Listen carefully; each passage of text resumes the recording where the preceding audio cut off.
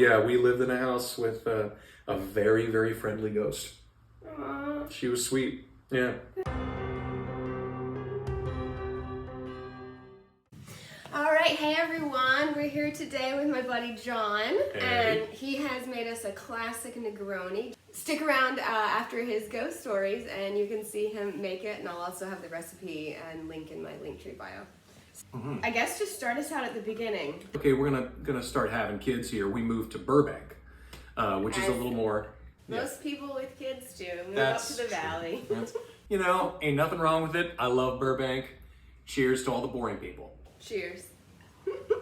So we moved into this house, and my oldest, who is now 9.5, was 18 months old when we moved in here. Okay. The flippers, who did such an amazing job, as I was saying, mentioned that there was the sort of matriarch of the family that had lived there before. They had tons and tons of kids.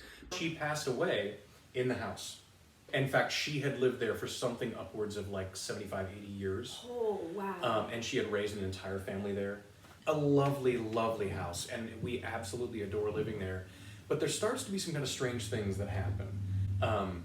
Like a light switch will not work. And then like occasionally like the fridge would die for like 10 minutes, just like, and then comes back on. Both me and my wife would walk through spaces in the house where you would just feel cold for a minute. I was started to be a little cognizant of it, and I started to actually speak to her in the house, or whomever was there. I knew nothing, but I was just like, are we cool? Like, are we cool? Because there's some strange things that are happening here. Yes. My oldest starts to tell me things. He's just like, yes. Because he can talk now. Well, he can talk, but he's just like, you know, she said that room was built on afterward. And I was like, what do you mean she said? And this is the first instance where he said, my old grandma. And I was just like, what? Who is this? He's talking to somebody and he's getting information he didn't know. He would tell us things about how he had talked to his old grandma. Like one night at dinner, I steamed broccoli. And he liked steamed broccoli. But I was just like, hey, you're really chowing down on that steamed broccoli tonight. What's the deal? And he goes, my old grandma told me I needed my vegetables. I know. So, I mean, thank you, old grandma. So there was nothing Dash would say that was like negative in any way. Yeah. It was always just positive things. It was her family house. That's exactly right. She was still taking care of the family. He did say a handful of creepy things about how talking to her in the middle of the night. I went into his room, because of course he's little, so he's waking up all the time in the middle of the night, and he would wake up and I'd go in there and I'd hear him talking. And I'd open the door, I'm like, hey buddy. I think he was just like, oh yeah, I'm just talking to my old grandma. I would say about when he was 5 or 6, he stopped mentioning her.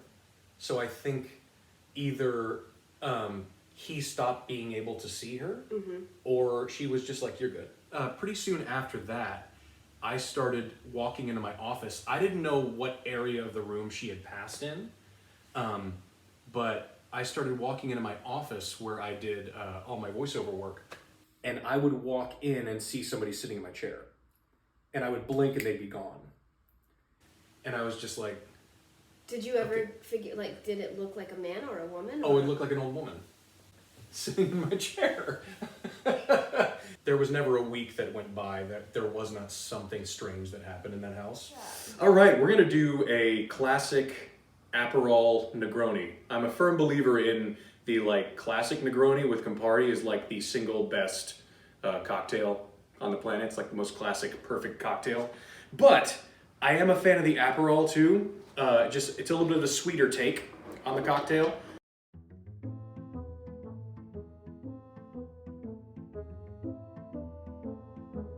And then first things first, let's get the booze in there. Because what are we here for? All right, we're gonna do a little bit more than 1 ounce each of these. Or as I say, it's noon somewhere. Because it's 1:30 here. Right. All right. And then we do the same deal with the Aperol.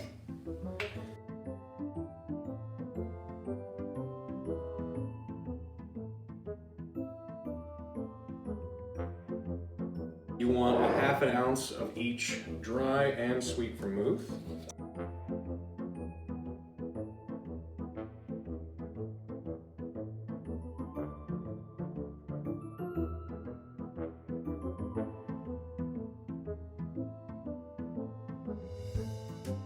And then in lieu of an orange peel, we're gonna do a dash of orange bitters here.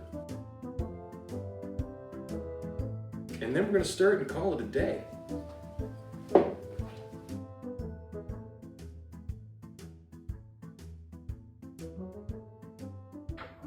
Here we go, I gotta do a taste test.